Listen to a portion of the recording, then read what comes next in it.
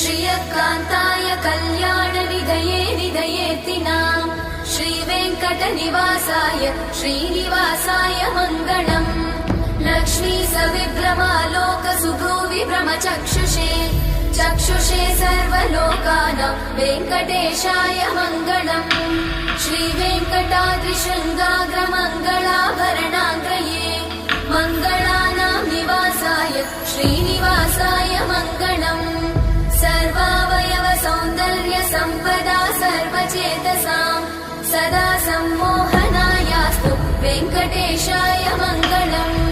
नित्याय निरवध्याय सत्यानन्दचिदात्मने सर्वान्तरात्मने श्रीमद् वेङ्कटेशाय मङ्गलम्